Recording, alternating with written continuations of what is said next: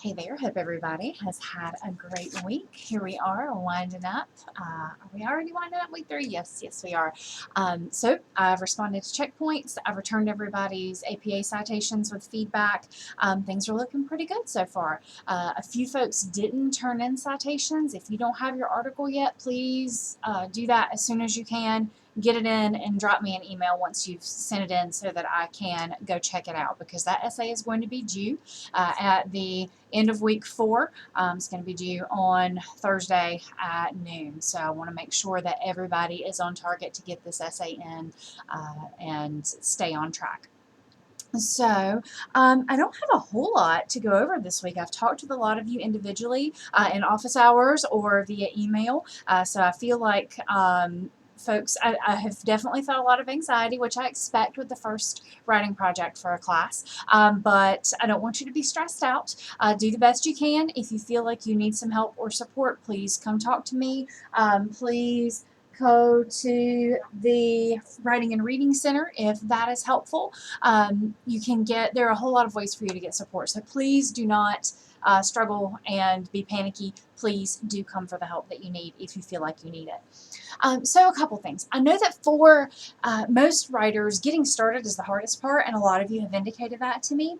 I don't want you to worry about your introduction until you've written the content of your essay, until you've written that body content. You know you have to do a critique of how the information is delivered. You know you have to summarize the article. So do that first and then come back and think about your introduction. Your introduction is going to need to introduce the article, so that's something you know you'll need to do. You want to get the reader's attention in a way that's appropriate for the tone of your essay. So those are really the two big things to do in your introduction. So don't stress yourself out about that part until you have the content of the essay done.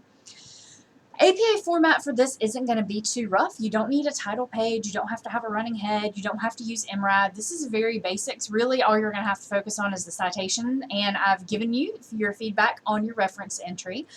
So then, remembering that for APA format, use the author's last name or authors' last names, or et al. If you have a whole pile of them, as happens sometimes with these big science articles, the year and the page number.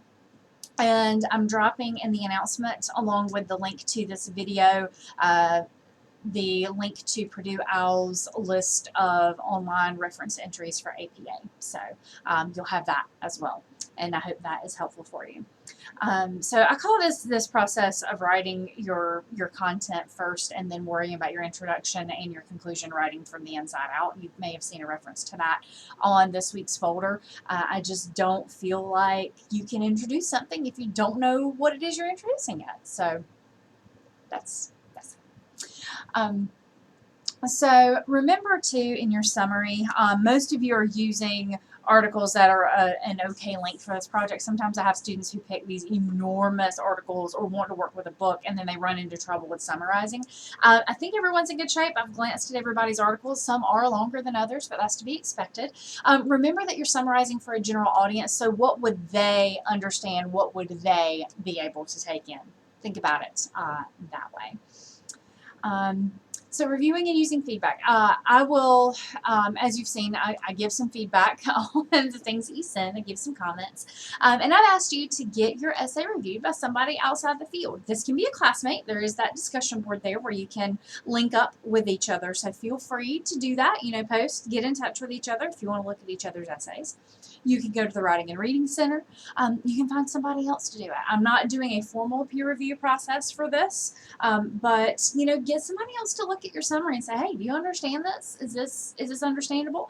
That's a very informal way of review that many of us use all the time. If I've got to send something out to a group of people, I might have one of my colleagues look at it and say, hey, do you think this is going to work? Do you think this is the right way to state this? I do that with my colleagues when we're working on assignments for students. I might say, how do you think students will respond to this? What should I change? How should I do this? Review doesn't always have to be a super formal process.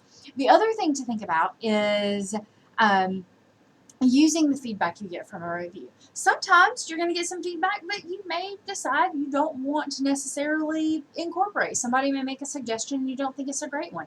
I will say when I make a suggestion, please listen.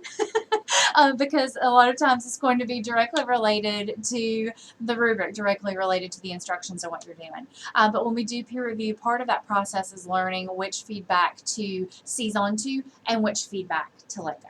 So yeah, science writing project is due this Thursday, and then we're going to move on to the social sciences. So if you're ready for something different, that change will come next week. In the meantime, if I can help, please let me know.